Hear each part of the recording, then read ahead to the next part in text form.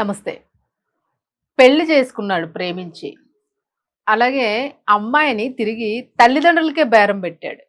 So, ఈ case అసలు ఎక్కడ జరిగింది? ప్రస్తుతానికి అప్డేట్ ఏంటి? దీనికి సంబంధించి మనం మాట్లాడదాం. మనతో పాటు సీనియర్ జర్నలిస్ట్ డాక్టర్ దుర్గా వడ్లమన్ గారు ఉన్నారు.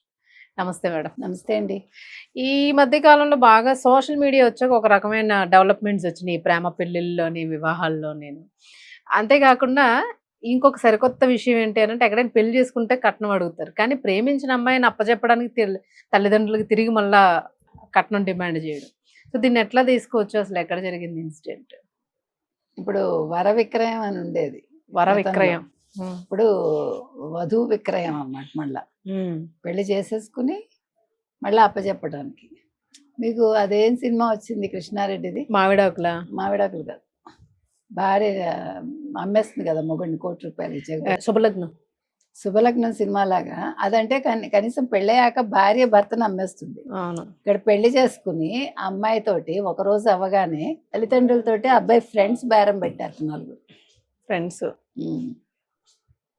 అంటే మరి ఆ పిల్ల గతి ఏమైంది ఇప్పుడు? ఇది నూజివీడులో జరిగింది, అదే. ఆంధ్రప్రదేశ్లో. ఆ అమ్మాయి పేరు రాజేశ్వరి, అబ్బాయి పేరు మధుట. సో ఈ పిల్ల కాలేజ్ కని వెళ్ళి ఆ అబ్బాయిని పోలీస్ స్టేషన్లో కాలేజ్ కని వెళ్ళింది. ఆ అమ్మాయిని 4 ఆ అబ్బాయి స్నేహితులు పట్టుకెళ్ళారట. అంటే ఈ పిల్ల మంచిగానే అనుకుని వెళ్ళిపోయి ఉండొచ్చు. అవును. పోలీస్ స్టేషన్ లో పెళ్లి చేసుకున్నారు, బయట కూడా కాదు.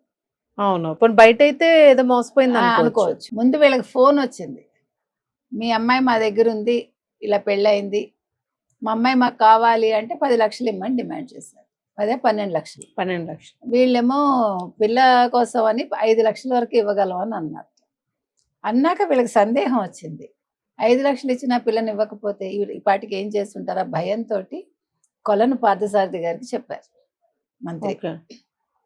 వెంటనే పోలీసులకు ఇన్ఫార్మ్ చేస్తే పోలీసులు బృందాలుగా వెళ్ళి వెతుకుతున్నారు. అయితే ఇక్కడ ఏంటంటే ఈ అబ్బాయి మీద ఆల్రెడీ 2025 డిసెంబర్లో ఈ అమ్మాయిని వేధిస్తున్నాడని వేధింపుల కేసు పెట్టారు పేరెంట్స్. అంటే ఆ తర్వాత ఆ పిల్ల కరిగిపోయిందా అబ్బాయికి? ఇప్పుడు ఆ అబ్బాయి నిజంగా మంచివాడా కాదా? అవును.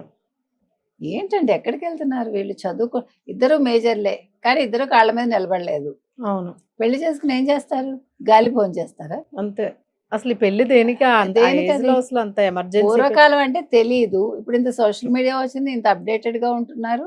మరి పెళ్లి విషయంలో ఆలోచించుకోవాలి కదా, పిల్లాడు ఏం సంపాదిస్తున్నాడు, పోషిస్తాడా లేదా, తల్లి తండ్రి ఇలా మనని కూర్చోపెట్టి మన ఏంటి తిండి పెట్టి మనని మేపుతున్నారు. మేపడమే అంతే అంతే. వాళ్ళు కందిపోకుండా మనం చూస్తున్నాం కదా, వాళ్ళు అడిగిందంతా చేసి ఆఖరికి ఇలాగా గుండెల మీద తన్నిపోతున్నారు. పోయి సుఖపడితే పర్వాలా, మళ్ళీ ఎవరి చేతుల్లోనో మోసపోవడం. అవును. అది కదా బాధ. పిల్లల్ని కన్నాక తల్లి తండ్రి బాధ అది. ఇంత అల్లారు ముద్దుగా పెంచుకుని మనం ఈ పిల్లలు ఎవరి చేతిలోనో బలైపోవటం ఏంటని, ఇది నిజంగా బాధాకరం. అవును. ఇప్పుడు అవతల వాడు మంచిగా చూసుకుంటే పర్వాలా, అదేదో ఆకర్షణలాగా కొద్ది రోజులు, అవును. తర్వాత ఏముంది ఇంకా. ఇప్పుడు అసలు చాలా ఇలానే జరుగుతున్నాయి, రీసెంట్ గా ఎక్కువ జరుగుతున్నాయి. కానీ ఇట్లా అమ్మడం అనేది, అమ్మకం పెట్టడం అనేది ఫస్ట్ టైం. అవును. అదర్వైజ్ ఏడ్పించడాలు, చంపడాలు, ఈ మధ్యన చంపడాలే కదా ఆడ మగ. సో మరి పాప అమ్మాయి పరిస్థితి ఎలా ఉందో, మంచిగా ఉంటే పర్వాలేదు, ఆ ఫ్రెండ్స్ ఎవరో వాళ్ళు ఫోన్ చేయడం ఏంటో. అదే కదా. మరి పోలీసులు వీళ్ళని పట్టుకుని వెంటనే ఈ విషయం బయటికి రావాలండి. కొన్ని సినిమాల్లో మనం చూస్తుంటాం కదా మేడం, అంటే అమ్మాయి అబ్బాయి కలిసి ఇలాంటి డ్రామాలు కూడా ఆడతారు. డబ్బులు వచ్చిన తర్వాత వాళ్ళ దగ్గర డబ్బులు ఉండవు. అవును, అది వేరు. ఆ డబ్బులు తీసుకుని ఇక్కడ పోలీస్ స్టేషన్ లోనే పెళ్లి చేసుకున్నారని తెలుస్తుంది. అందుకని మనకి మరి విషయం అయితే బయటికి రావాలండి.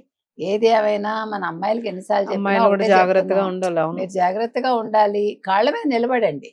అబ్బాయికి ఉద్యోగం ఉందా లేదా, మిమ్మల్ని పోషిస్తారు లేదా చూసుకున్నాక పెళ్లి చేసుకోండి. దానికేం అబ్జెక్షన్ లేదు. ఇక్కడ కులం మతం మనం ఏం మాట్లాడటం, మీ ఇష్టమే గాని ఇష్టంలో కష్టపడకండి. అది అంతే. Thank you.